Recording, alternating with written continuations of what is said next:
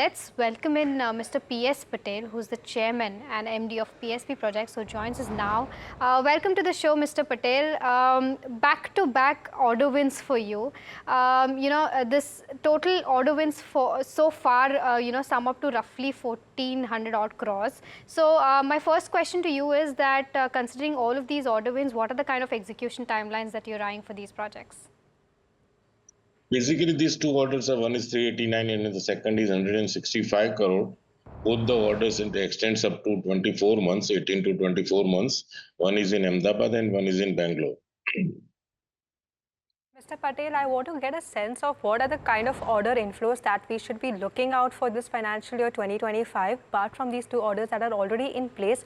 What's the order inflow guidance, and also what is the kind of order book that you're projecting? How is the order book projected to grow in the next 2 to 3 years as we speak? Right from the first day of the quarter year started, we have envisaged and given a guideline of going up to 3,500 crore order inflow this year, out of which we have already reached to 1,500, and still we have a 6,000 crore bid pipeline. So mostly we'll be in better position to reach to 3,500 crore easily. Right. Mr. Patel, your Q1 order book stood at roughly, 5,900 crores, and plus these 1,400 odd crores are also added to that order book. So total order book is more than 7,000 crores now. So I want to understand, what are the execution timelines looking like for the entire order book? The total and order book which today outstanding is near to 7,000 crore, which I already said that it will be completed in 24 months. 1 year is the projected time that we are looking to execute this order book, but you've also mentioned about the bidding pipeline, which stands at about 6,000 crore. We want to understand what usually for a company like PSP Project is the conversion ratio, or rather the success ratio that we should be looking for, and what are the type of projects that we are eyeing on to grow forward as we go? See, usually our bid winning ratio is within the range of 15 to 20%, but it depends on the size of the project which we are bidding. If we are bidding for a large size project, that ratio sometimes comes down. But last year our bidding ratio was 8 to 10%. Because when you are bidding for a large size project, and if you do not win large two projects, then the percentage goes down. All right. Mr. Patel, your EBITDA margins are lower as compared to your historical EBITDA margins, and you've given a guidance of margins remaining within the same range of roughly 10 to 11%. But when do you expect that margins will come back to the original levels as they were? See, actually, this year, which we the guideline which we have given is 10 to 11%, depending on the based on the experience which we had last year because of some shortfall at Uttar Pradesh, and still we are confident that we'll be in position to deliver 10 to 11%. Going beyond 11 to 12% depends on the size of the project and the type of the project. So presently, our guideline still remains within the range of 10 and 11%. And what is the timeline for this 10 to 11% that we are looking forward for the next 2 to 3 years? When can we expect you to scale back to the 15 to 16% of margins that you had earlier? You mentioned about the size of the projects as you speak. So what are the type of projects that you need to target towards to get those margins back in track? See, now getting to 10, 15 to 16% again is a little bit miracle, because last when we reached to 15 to 16% was the time when the GST was not there. If you see our last 3 years, it is ranging between 11 to 12 or 11 to 13. And to our experience now, looking to the competition which we have, and the size of the company is growing little bit high, so the overheads are going little bit high. Last year our interest cost was little bit high. So putting all these together, reaching to 15 to 16% is now not possible for an EPC contractor. So still I say that the bids which we bid, and we'll try to maintain 10 and 11. Mr. Patel, from what I understand is that cost escalation is one of the major reasons why margins are under pressure. And I believe that this cost escalation you've already considered in the guidance then? Yeah, as far as these government projects are concerned, very few government projects which do not consider price escalation. The story was for the UP project.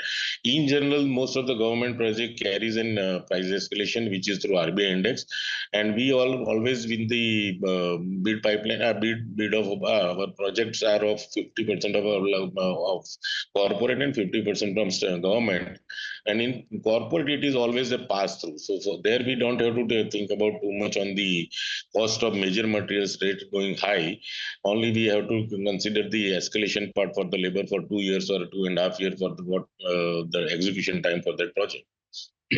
Well, Mr. Patel, that was a fair understanding on the cost structure of the business. But now I want to come to revenue growth. Revenue growth for this year is projected about 13.7%. Now, earlier guidance was about 15%. So, despite the strong start to Q1, wherein you've reported about a 20% growth, why have we lowered our revenue guidance for the year? And what's the outlook for FY26 also as we move forward?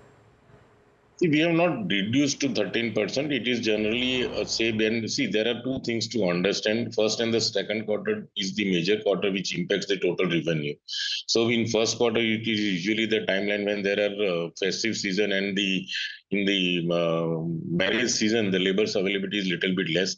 And this year, because of election, first April and May was majorly hit because of the election. So availability of labor was little less. So probably we'll be in position to gear up to 15 to 20% in near future. But at least for this year, we keep it at 13 to 15%. All right. Mr. Patel, your total debt as of FY24 was roughly 450 crores and net debt was roughly 190 crores. I want to understand what is the net debt position right now?